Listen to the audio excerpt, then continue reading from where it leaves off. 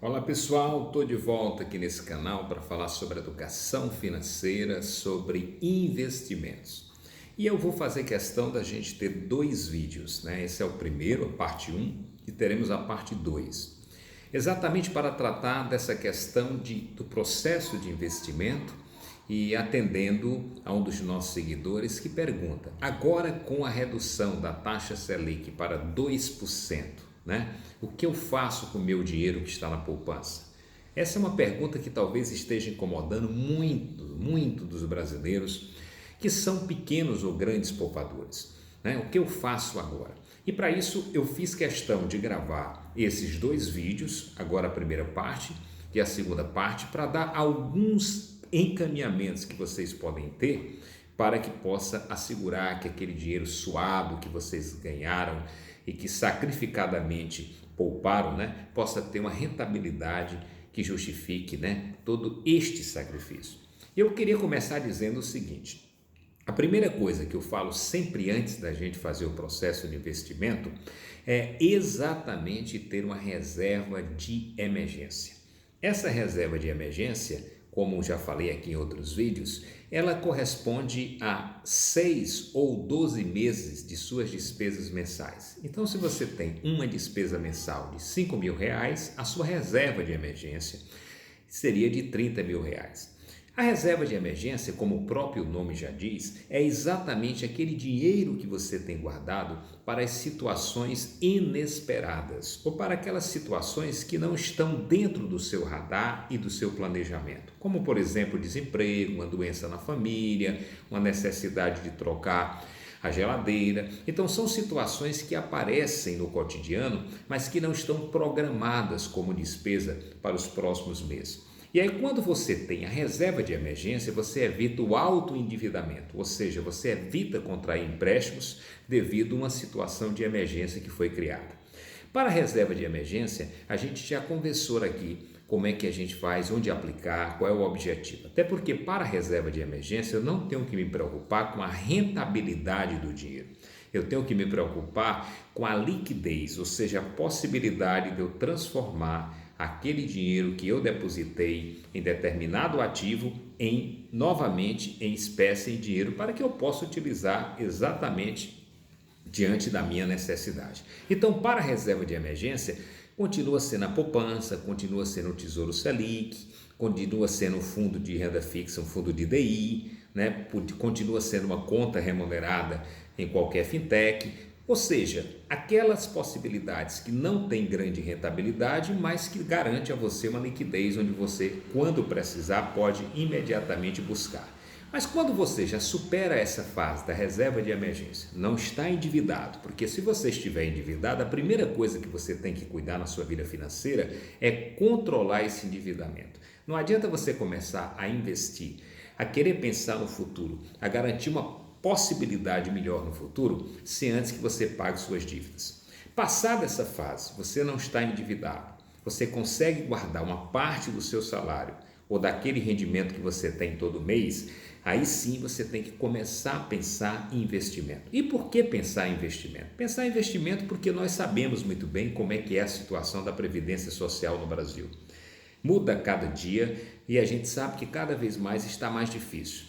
E a gente tem que sempre pensar no futuro, né? Existem pessoas que dizem assim, mas eu tenho que, o presente é a única coisa que eu tenho, lá vou me preocupar com o futuro. Mas as estatísticas mostram que há uma grande probabilidade de você chegar no futuro.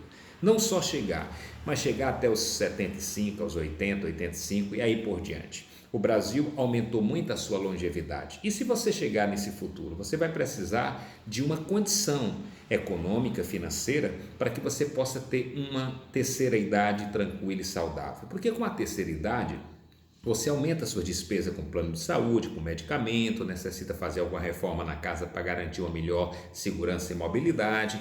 Então pense em tudo isso e pense na Previdência Social do Brasil, que é extremamente precária. Então, para isso, você tem que pensar já de agora, guardar alguma coisa, alguns valores em boas aplicações para que neste futuro você tenha algo que complemente a sua aposentadoria, né? Que complemente aquele rendimento que você vai ter.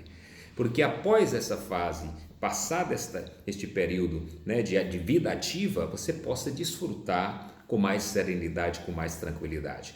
Então, tomando como base esses investimentos, nós temos que entender que nós estamos vivendo no Brasil um momento muito peculiar, ou seja, há alguns ativos financeiros que não estão conseguindo rentabilizar nem mesmo a inflação. Ou seja, você coloca um dinheiro hoje, por exemplo, na poupança, R$100, você vai ter ao final um 0,5, 0,6, ao mês você vai ter ali uma faixa de 1,4, melhor dizendo 0,3, 0,4, porque você vai ter 1,4 ao ano, e você vai chegar a uma conclusão lamentável de que o dinheiro que você colocou, ele vai ter uma rentabilidade nominal, mas se você levar em consideração a inflação, você vai ter uma rentabilidade negativa, ou seja, aquele dinheiro suado que você ganhou com a aplicação que você fez, ele não rendeu absolutamente nada. Imagine você, depois de um sacrifício todo, depois de uma luta muito grande, você não poder desfrutar de tudo isso que você construiu ao longo desse processo da vida financeira. Por isso que é importante você conhecer outros ativos financeiros, você conhecer outros caminhos que vão te dar a possibilidade de guardar o teu dinheiro com serenidade, com tranquilidade, né? Às vezes assumindo um risco maior, mas para que possa te garantir no futuro uma previdência complementar. Esse é o ponto. Então, para isso, é preciso que a gente entenda que a taxa Selic é a taxa básica de juros do Brasil. Quando a economia não vai bem ou quando ela precisa ser aquecida, dentro de um panorama macro e microeconômico onde há um controle inflacionário, o Banco Central, que é o delegado da política monetária do Brasil, ele reduz a taxa de juros. Quando ele reduz e chegou a esse patamar de 2%, quer dizer tão somente que, se essa taxa de juros reduziu, é possível que empresários, empresas possam contrair empréstimos com juros menores e possam capitalizar suas empresas, investir mais nas empresas, né? Então, é interessante a redução da taxa de juros sob esse ponto de vista.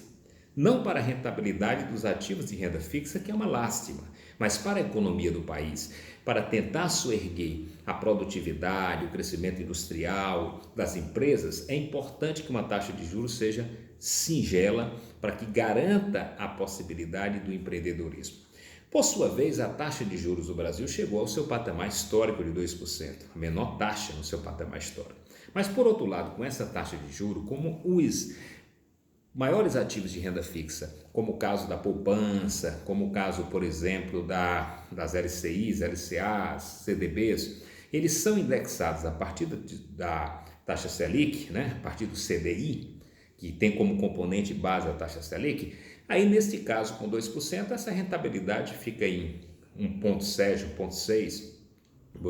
Alguns até bate com a taxa Selic, mas se a gente colocar, por exemplo, o imposto de renda que é cobrado nesses ativos, a gente vai ver que pode chegar a uma rentabilidade negativa. E por essa razão nós temos que pensar em outros ativos financeiros que nos dão a possibilidade de garantir a serenidade daquilo que estamos aplicando, mas ao mesmo tempo abrindo a oportunidade para que a gente possa rentabilizar melhor. E aí nós temos dois pontos fundamentais, a renda fixa e a renda variável. A renda fixa, como o próprio nome indica, ela tem uma linearidade, então você já sabe de pronto quanto é que aquele seu ativo vai render. E a renda variável é aquela que tem volatilidade, aquela que dá um inesperado, que contém maior risco, que é, por exemplo, a bolsa, as ações, os fundos imobiliários, os fundos de ações. Então, renda fixa é de fato onde o brasileiro mais aposta suas economias. Não é à toa que a Ambima fez no ano passado uma pesquisa, 68% dos brasileiros que poupam ainda estão na caderneta de poupança. No próximo vídeo eu vou falar sobre renda fixa e renda variável. E o importante neste primeiro foi exatamente dizer para vocês que diante da redução da taxa Selic, da diminuição da rentabilidade dos ativos de renda fixa, há outras opções que você pode escolher com serenidade, com muito equilíbrio, até porque nós estamos lidando com seu dinheiro suado. Próximo vídeo, na sequência, a gente fala mais. Um abraço a todos.